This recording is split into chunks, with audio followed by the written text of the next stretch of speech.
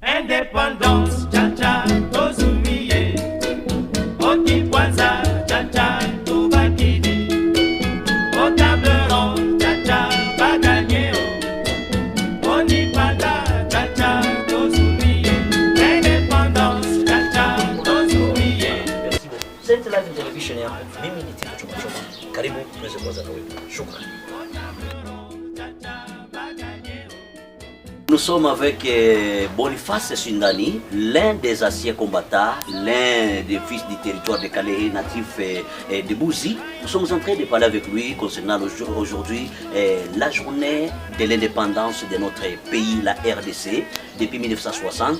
Vous comprendrez avec nous qu'il est mieux placé par rapport à notre indépendance parce que j'avais 12 ans il avait 12 ans en 1960. Voilà. Dites-nous un peu concernant l'historique de l'indépendance de notre pays, la RDC, depuis 1960. Bon, en fait, moi je ne pourrais vous dire que ce que je connais. Oui. Hein, mais en dehors de ce que je connais, je ne peux pas me hasarder. Normalement. Bon, de toute façon, moi je vous ai dit ici que j'ai commencé la 6e année primaire, la première année primaire en 1957. Très bien. 57, j'étais en première année. En 1958, j'étais en deuxième. En 1959, c'était la menace d'indépendance parce que Lumumba s'arrangeait déjà pour être à la table ronde en Belgique pour parler de l'indépendance du Congo. En 1960, avant 1960, comme les rois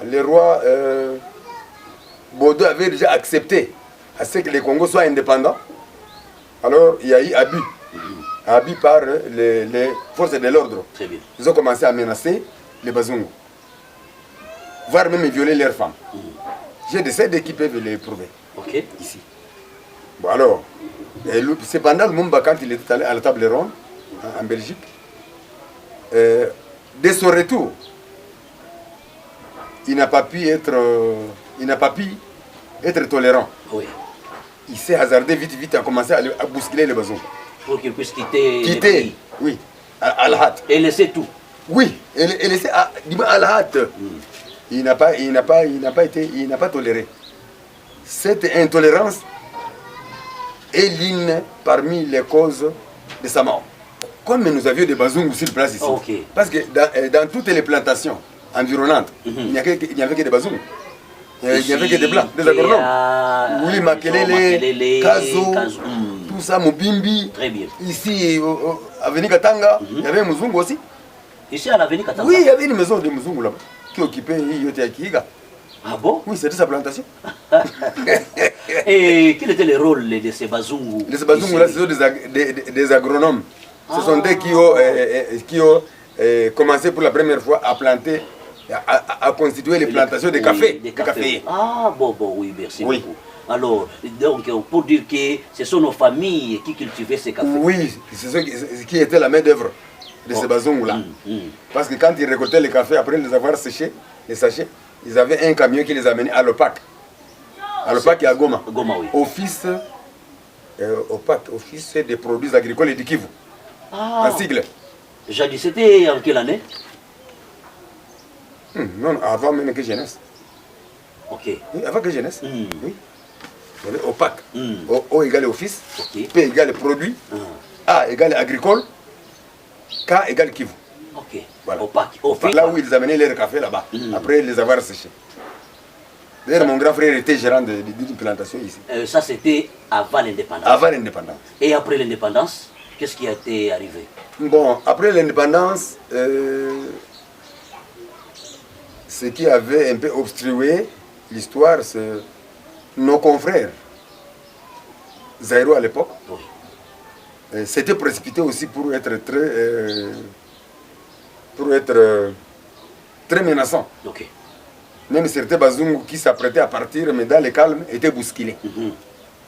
Mais hélas, tout ce que les Bazungu avaient laissé ont été détruits par nos confrères congolais. Voilà. Ils ont tout détruit. Vous habitez une maison en paille et en pisé. Après le départ de l'homme blanc, vous allez vous hasarder à aller détruire sa maison d'habitation. Okay. Vous allez prendre les tôles et les revendre quelque part, alors que vous habitez sur une maison en paille. Voilà. Ça c'est... vous voyez là où je me dirige. Nous disons merci beaucoup. Nous sommes avec Boniface Sundani, l'un des anciens combattants, l'un des fils du territoire de Calais, natif de Bouzi. Nous sommes en train de parler avec lui concernant aujourd'hui la journée de l'indépendance de notre pays, la RDC, depuis 1960. Vous comprendrez avec nous qu'il est mieux placé par rapport à notre indépendance parce que j'avais 12 ans il avait 12 ans en 1960. Voilà, après l'indépendance, comment est-ce que les Blancs ont pris fuite ici? Les Blancs ont pris fuite, ce n'est pas par leur gré, mais ils étaient bousculés. Ils étaient bousculés et ils partaient l'un après l'autre. Vous savez, à Al-Had. Bon, pour quitter ici, chez nous, par exemple, dans le groupement de Bouzi, il fallait franchir, naviguer le lac Kivu pour aller au Rwanda. Là, il y avait plus de sécurité. Et ils avaient des bottes? Oui, il y avait des canaux rapides? Oui, des canaux rapides. Qu'ils amenaient facilement. À l'époque? Oui. Et pour dire que ces mêmes canaux rapides, c'est qui transportaient les cafés? Non, non. Non, les cafés étaient à Goma stockés. Stockés à Goma, à l'OPAC. Est-ce qu'auparavant la route était... La route était praticable parce qu'il y avait les Mouzongo qui entretenaient la route. Pour avoir l'indépendance de notre pays, quels conseils pouvez-vous narrer ou pouvez-vous prodiguer à ceux qui nous regardent? Bon, ce que je vais peut-être déplorer dans un autre sens, c'est que tous ceux-là qui ont fait la politique, au temps de Kasavubu, au temps de Mobutu, continuent à persister, oubliant que nous sommes en train de former des universitaires qui doivent les relever. Tous les universitaires, ils Kisangani, ils Kinshasa, ils Katanga, ils chôment, sont des chômeurs. Ils Nikin, sont des chômeurs. Et tous les vieux continuent à persister, à garder les postes alors qu'ils devaient être relevés par les actuels universitaires. Très bien. Les pensionnés. C'est ce qu'on pouvait demander peut-être au gouvernement ou au chef de l'État de retraiter tous ceux qui sont déjà amortis, qui ont travaillé dans plusieurs... ministère. Les remplacer par des jeunes qui ont terminé les universités. Oui. Comme ça, le Congo, il a de l'avant. Jusqu'à maintenant, connaissez-vous quelqu'un qui a travaillé depuis le Congo belge et il est dans notre gouvernement? Bon, c'est à peine qu'on commence. S'ils ont lâché, c'était par l'amortissement. Mais ce n'était pas de leur gré. Oui, de leur volonté. Ils veulent vieillir au ministère, au poste, oui. Alors que nous tous ici, nous avions l'envie peut-être d'y passer.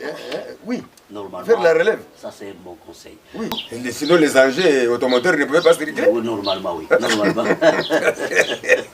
Normalement. Oui. Oui. Et après l'indépendance, on nous avait dit que vous êtes de la foi catholique. Normalement. Est-ce que, comme étaient les Bazungu ici, à notre paroisse, comment vous collaborez avec ces Bazungu? Ces Bazungu, moi je vous ai dit tout à l'heure que je suis chanteur de l'église. Je suis serviteur de messe. J'accompagnais Padre dans tout ce qu'il faisait dans l'oraison. Je l'accompagnais. Donc vous connaissez bien Koulendani. Le fait fond du couvent, oui. Moi je l'ai en poche. Aujourd'hui nous sommes déjà dans l'indépendance, nous sommes en train de célébrer la journée de l'indépendance de notre pays, la RDC. D'après vous, est-ce que nous sommes dépendants ou sommes encore indépendants? Nous sommes indépendants, mais nous ne savons pas gérer notre indépendance. Comment? Nous ne savons pas la gérer. Comment? Non, parce que la situation, au temps de l'homme blanc, bien qu'ils étaient des colonialistes, la vie était un peu meilleure. Normal. Ils s'occupaient du bien-être des indigènes. Mais aujourd'hui, non. Nous-mêmes, entre nous, nous ne nous entraînons pas. L'entraide est terminée. Oui. Nous sommes devenus comme Kilamutuluake. Chacun pour soi. Les explorateurs, dans cette partie d'Afrique qui est le Congo, c'est le roi Léopold II, oui. Roi de Belge. Il est fils du roi Léopold Ier et de Louise d'Orléans, à Bruxelles, le 9-4 1835. Bon, Liken, le 17-12-1909, oui. Roi de Belge, 1865 à 1909. Il gouverna avec le libéralisme et il fit reconnaître en 1985 comme État sa propriété personnelle, État indépendant du Congo qu'il céda en 1908 à la Belgique.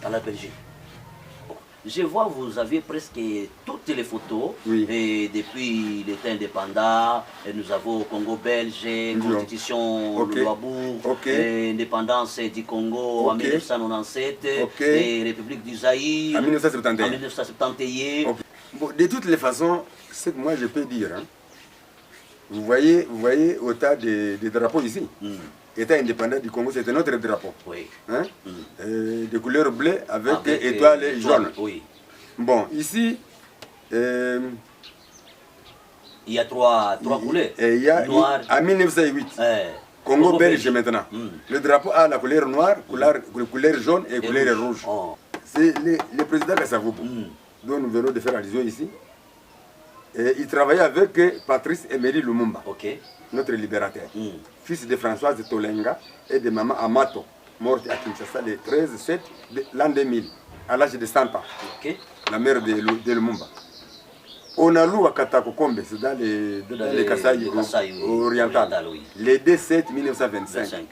Katanga, le 17 janvier 1961.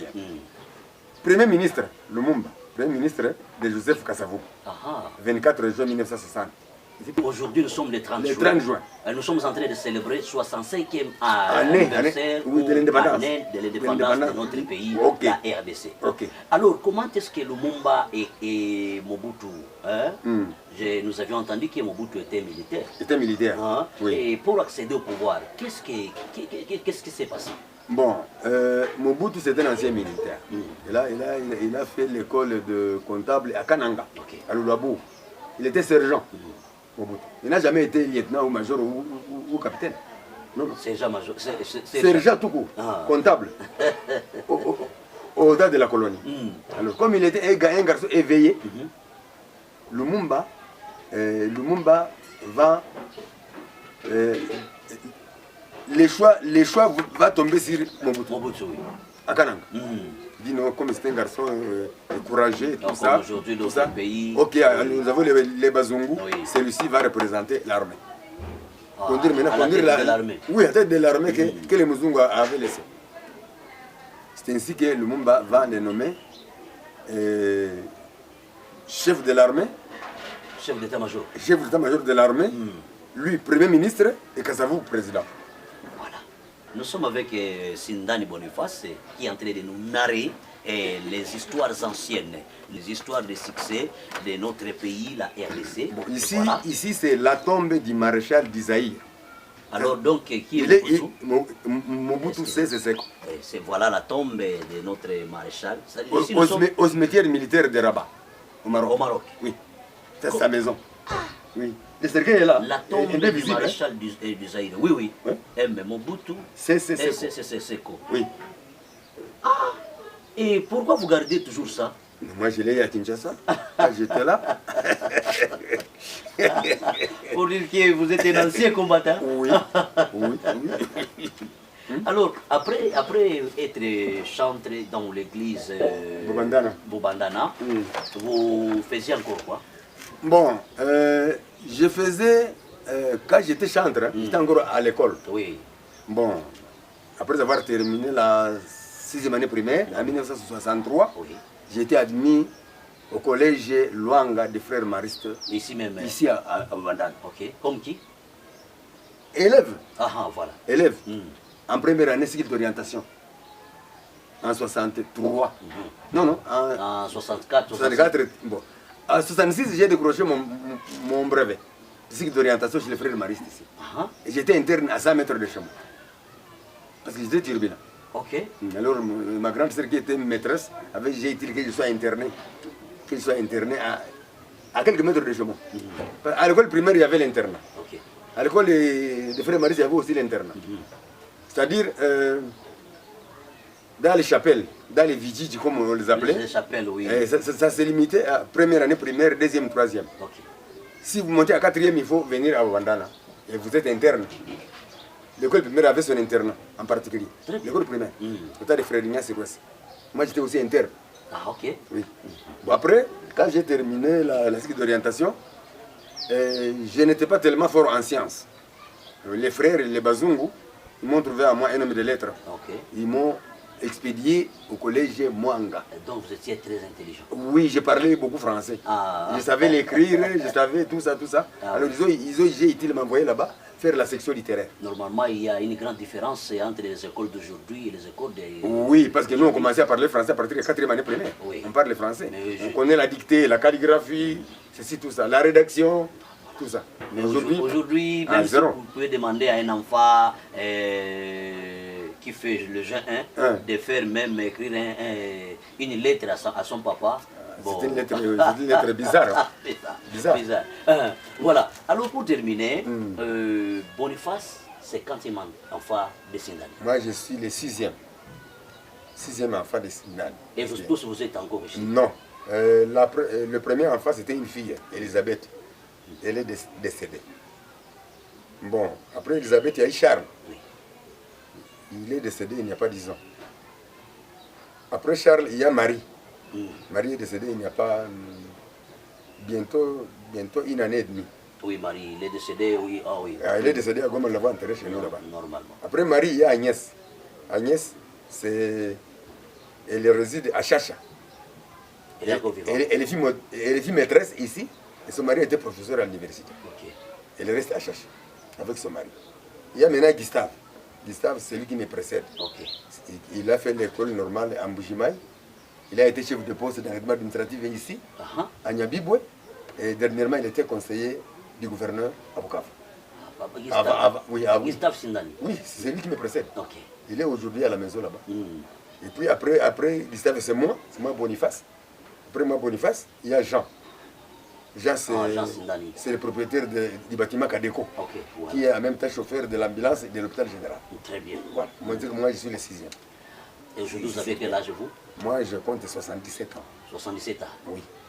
2025, 77 ans. Je suis né le 20 décembre 1948. Et vous avez combien d'enfants? Moi, j'ai fait 6 enfants. Je reste avec 4 et 2 ont voyagé vers Dieu. Mesdames et messieurs et téléspectateurs de notre chaîne, c'est Live Bukavu. Nous sommes très heureux encore. Nous sommes le 30 juin 2025, le 30 juin 1960. Notre pays, la RD Congo, avait eu son indépendance. Et aujourd'hui, nous étions en train de parler avec notre invité spécial, l'ancien combattant. Il s'appelle Sindani Boniface. Le nom encore? Sindani Mastaki Boniface. Sindani Mastaki Boniface, nous sommes avec lui en direct et nous sommes très heureux, très contents de vous être utile comme vous nous regardez, et surtout dans le monde entier. Vous êtes en train de regarder. Nous sommes à l'est de la RDC, dans le site Kivu. Nous sommes dans le territoire de Kalehe, le groupement de Bouzi, ici à Minova. C'est là où fille naît le Sindani Mastaki Boniface. C'était votre interlocuteur qu'il est avec vous. Et nous disons merci et à la prochaine occasion. Ne ratez pas de suivre d'autres numéros sur ce Live Bukavu. Nous sommes les présentateurs de cette émission, Tito Choma Choma, et nous étions avec Sindani Mastaki Boniface. Merci beaucoup et bonne fête de l'indépendance à tous les Congolais.